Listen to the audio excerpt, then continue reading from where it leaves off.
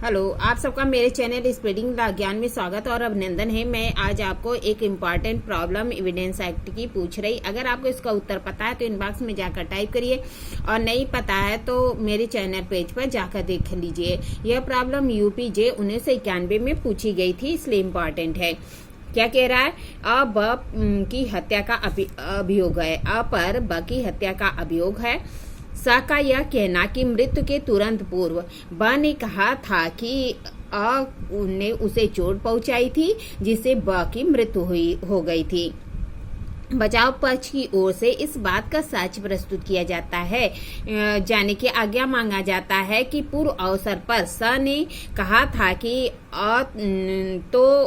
स ने कहा था कि ना तो ने चोट पहुंचाई थी और न ही उपस्थित में पीटा गया था। विवेचना कीजिए कि उपयुक्त साक्ष्य गिराए है। क्या कह रहा है कि एक प्रॉब्लम में कि अ ब की हत्या का अभियोग है, अ पर ब की हत्या का अभियोग है और स कहता है कि मृत्यु के तुरंत पूर्व ब ने उससे कहा था कि अ ने उसे चोट पहुंचाई है, जिससे उसकी मृत्यु हो गई है। बचाव पक्ष की ओर से इस बात का साक्ष्य प्रस्तुत किए जाने की आज्ञा मांगी जाती है कि एक पूर्व अवसर पर स ने कहा था कि न तो अ ने चोट पहुंचाई है और न ही उसकी उपस्थिति में उसे पीटा गया है। विवेचना कीजिए कि जो साक्ष्य है वह ग्राह्य है। प्रस्तुत समस्या साक्ष्य अधिनियम की धारा 155 के दृष्टांत जो बी है उस पर आधारित है। एविडेंस एक्ट की जो धारा 155 है उसके दृष्टांत बी पर आधारित है। 155 में साक्ष्यों की विश्वसनीयता पर आक्षेप के संबंधी उपबंध किया गया है। क्या कह रहा है 155? साक्ष्यों की विश्वसनीयता पर आक्षेप के बारे में प्रावधान करता है। क्या कह रहा है धारा 155? साक्ष्य की विश्वसनीयता पर अधिक्षेप।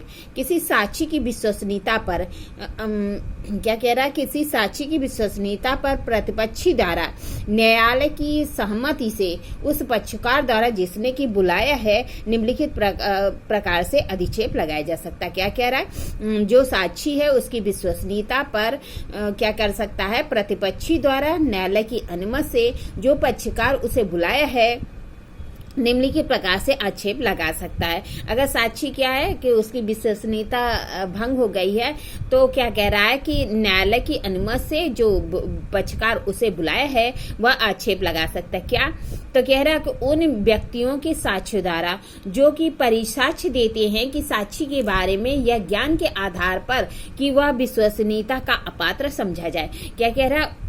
ऐसे अन्य व्यक्तियों का साक्ष्य लाया जाएगा और उनके साक्ष्य के आधार पर यह साबित कर दिया जाएगा कि उनके परिसाक्ष्य के वो देते हैं कि साक्षी जो है वह क्या है कि वह उसके ज्ञान के आधार पर वह विश्वसनीयता के अपात्र है, अर्थात विश्वास परक व्यक्ति नहीं है, उसकी विश्वसनीयता पर संदेह किया जा सकता है।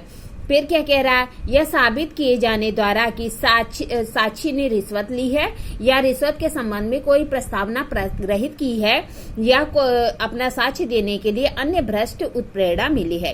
क्या है कि यह साबित किया जा सकता है कि साक्षी जो है उसने रिश्वत ली है, रिश्वत की प्रस्तावना को प्रतिग्रहित किया है या अन्य प्रकार से साक्ष्य देने के लिए कोई भ्रष्ट उत्प्रेरणा उसे मिली है।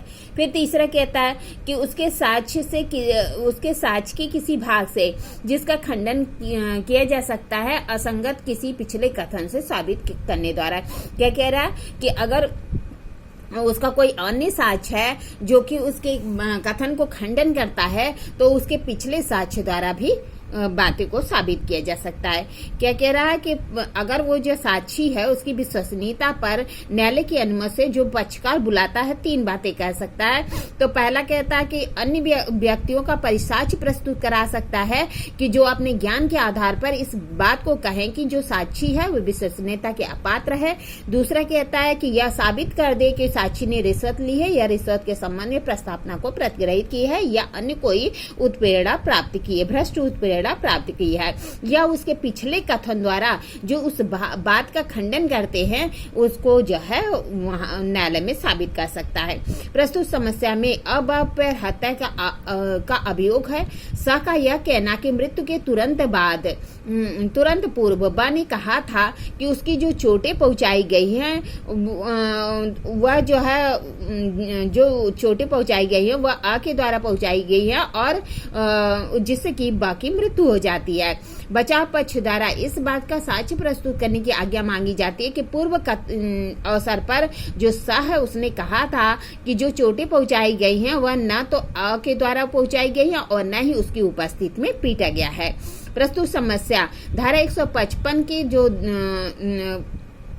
उपधारा 3 है उस पर से संबंधित है। क्या कह रहा है? स जो कि साक्षी की उपस्थिति में उसकी विश्वसनीयता पर अधिक्षेप किया जा सकता है कि दोनों कथन असंगत है। क्या कह रहा है? कि उसकी विश्वसनीयता पर अधिक्षेप किया जा सकता है कि दोनों ही कथन असंगत हैं। असंगत कथन वे कथन होते हैं जो एक साथ नहीं रह सकते।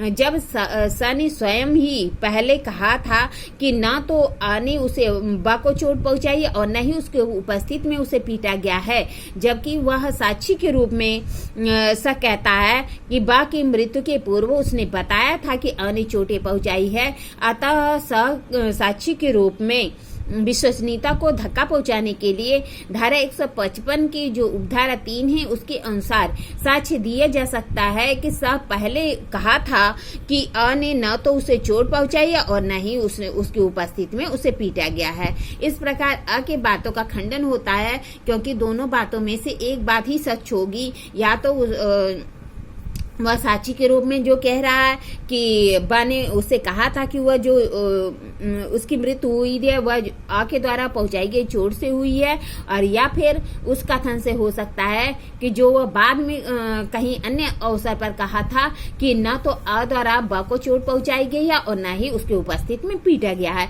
इसमें से कोई एक बात ही सही होगा। अतः साक्षी की जो विश्वसनीयता है वह खंडित है, उस पर अधिक्षेप किया जा सकता है कि कहीं न कहीं साक्षी सही बात नहीं कह रहा है। इस तरह मैंने आपको प्रॉब्लम बताई, प्रॉब्लम का सोल्यूशन बताया। ऐसी अच्छी प्रॉब्लम के लिए मेरा चैनल सब्सक्राइब करिए, लाइक करिए, कमेंट करिए, शेयर करिए और साथ ही साथ बेल आइकन दबा दीजिए ताकि कोई भी नोटिफिकेशन आपको तुरंत ही मिल जाए। ठीक है, धन्यवाद, थैंक यू।